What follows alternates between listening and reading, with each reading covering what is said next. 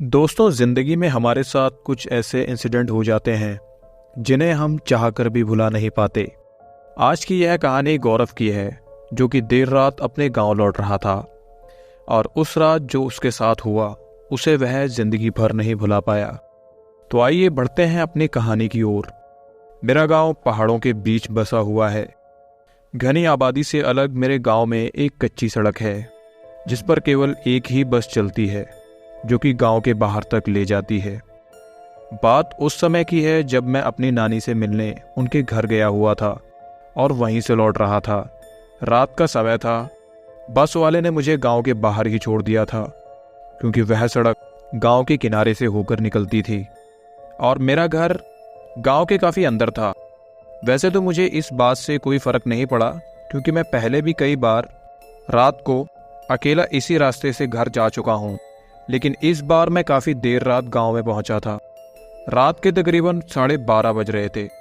मैंने अपना सामान बस से उतारा और उसे उठाकर अपने घर की ओर बढ़ा। जैसा कि आप जानते हैं कि गांव देहात में लोग जल्दी ही सो जाया करते हैं, तो वैसा ही था। पूरा गांव सुनसान पड़ा था। रह रहकर सिर्फ कुत्तों के रोने की आवाज़ें ही सुनाई दे रही थी और ऐसा लग रहा था कि मानो मैं किसी जंगल में आ गया हूँ। मुझे काफ़ी डर लग रहा था। मैं सिर्फ यही प्रार्थना कर रहा था कि जल्दी घर पहुंच जाऊं।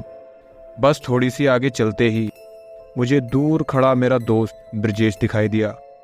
उसने मुझे दूर से ही इशारा किया, तो मैं उसे देखकर पहले तो डर गया कि ये इतनी रात गए यहाँ कर क्या रहा है, लेकिन काफ़ी खुश भी था कि इतने सन्नाटे में चुप्पी तोड़ने के लिए मुझे एक साथी तो मिल चुका था। ब्रजेश मेरे पास आया और मेरा बैग उठाकर मेरे साथ साथ चलने लगा। चलते हुए मैंने एक बात पर गौर किया कि ब्रजेश काफ़ी चुप था, जबकि वह तो काफ़ी बातूनी था, और आज ही इतना चुप क्यों है। बड़ी अजीब बात है। मेरा घर अब कुछ ही दूरी पर था, लेकिन ब्रजेश दूसरी ओर मुड़ गया।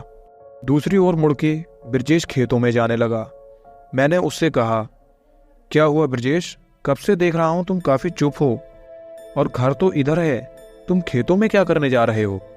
तुम्हारा दिमाग खराब हो गया है क्या? मेरा इतना कहते ही ब्रजेश ने मेरा हाथ कस के पकड़ा और मुझे घसीटते हुए पास ही के एक कुएं की तरफ ले जाने लगा। मैं समझ चुका था कि यह मेरा दोस्त ब्रजेश तो बिल्कुल नहीं है। मैं काफ़ी ज़ोर ज़ोर से चिल्लाने लगा। मेरी आवाज़ सुनकर गांव के लोग जाग गए थे और मेरी तरफ दौड़े दौड़े आए। इतने में मैं बेहोश हो चुका था। जब मुझे होश आया तो सुबह हो चुकी थी और मैं अपने घर पर था। सब मुझसे पूछ रहे थे कि रात को क्या हुआ था। मैंने उन्हें सारी बात बताई तो ब्रजेश ने मुझसे कहा कि वह तो रात को अपने घर में सो रहा था। तो फिर रात को जो ब्रजेश की शक्ल में मुझसे मिला था वह था कौन?